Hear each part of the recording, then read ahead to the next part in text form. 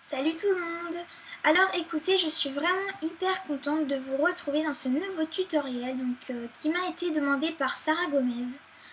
Comment réaliser un moulin à vent en Fimo. Donc je vais vous montrer immédiatement le résultat. Celui-ci est monté et a deux couleurs.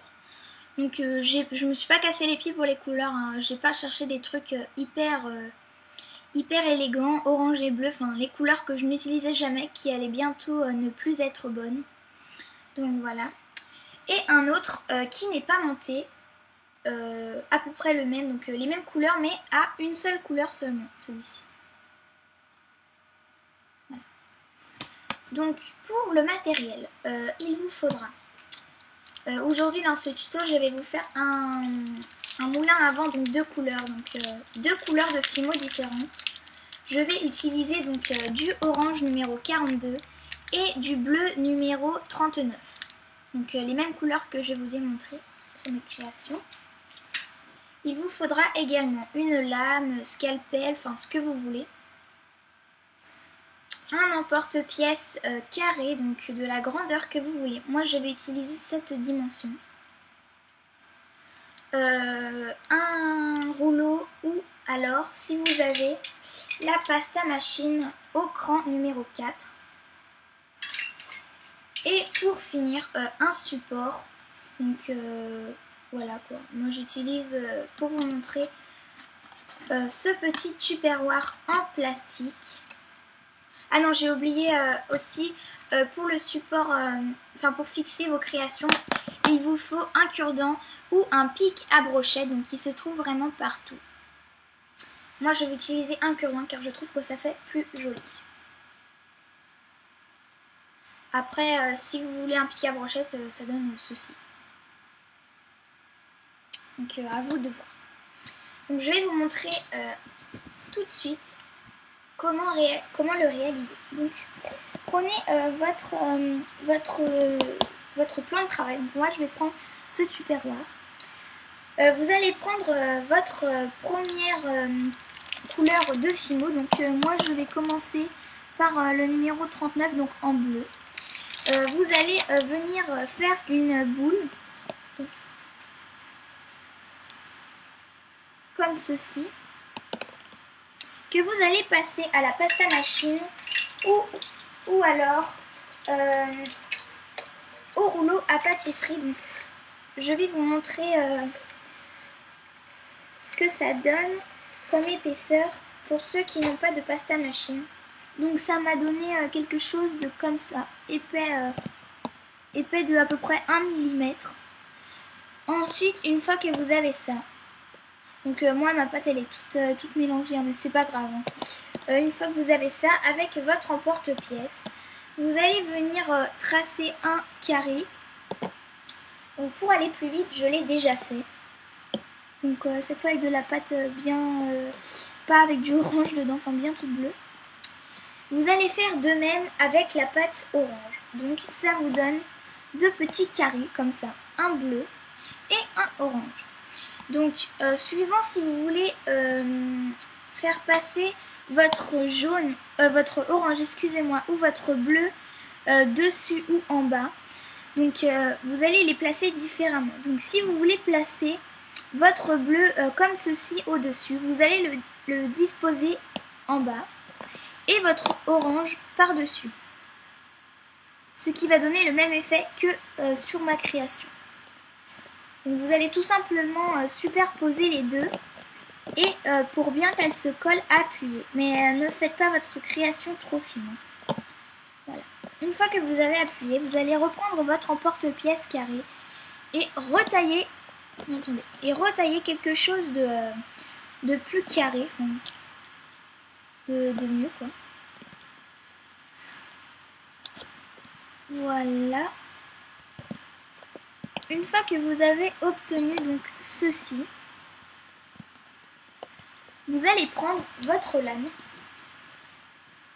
et faire une entaille donc sur chaque côté sans atteindre le sommet. Je vais vous montrer, ce sera plus simple. Donc vous allez prendre votre lame, partir du côté mais s'arrêter au sommet, comme ceci.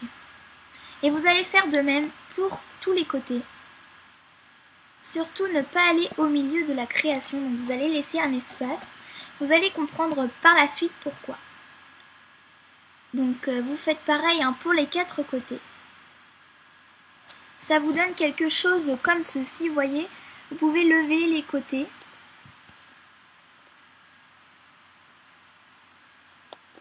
Voilà. Donc il faut bien couper, sinon ça va être difficile à ouvrir. Voilà. Ensuite, vous allez donc tout simplement ramener un morceau de chaque côté, donc au milieu.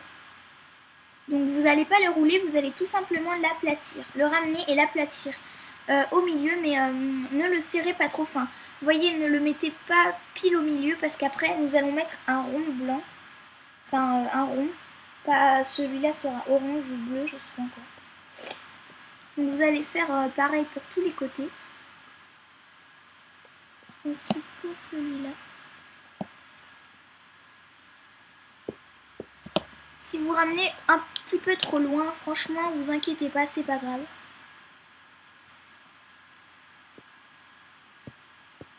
Voilà, donc pour ce moulin, ça va donner quelque chose de comme ça. Si vous trouvez que votre moulin est un petit peu triangulaire, donc comme ce côté, vous allez tout simplement venir le tordre un petit peu pour donner un effet rond, un petit effet trop sympa, je trouve. Voilà, franchement, je le trouve sympa.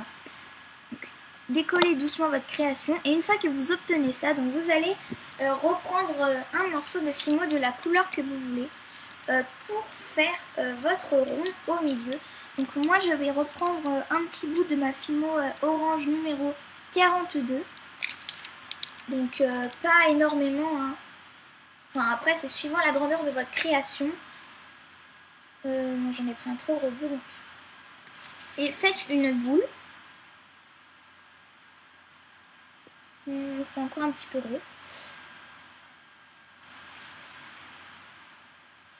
Donc une fois votre boule terminée et de la taille que vous souhaitez, donc vous allez tout simplement venir la disposer donc sur votre moulin et appuyer un tout petit peu mais pas trop, sinon ça va pas faire joli. Donc ça donne quelque chose de comme ça.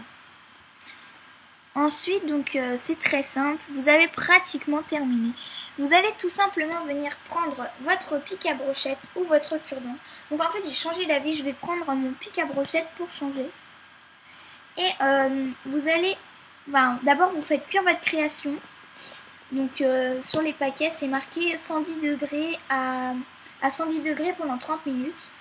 Et vous allez tout simplement venir coller votre bâton par-dessus juste comme ceci.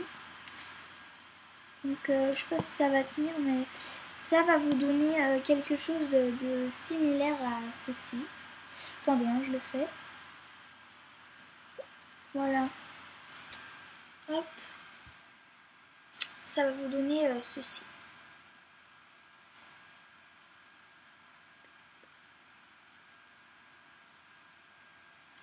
Voilà. Un petit moulin à vent, donc assez mal fait mais c'est pas grave.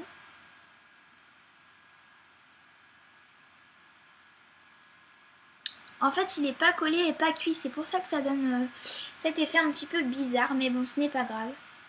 Donc voilà, c'était pour le moulin à vent, donc en Fimo. Écoutez, j'espère que ce nouveau tuto vous plaira.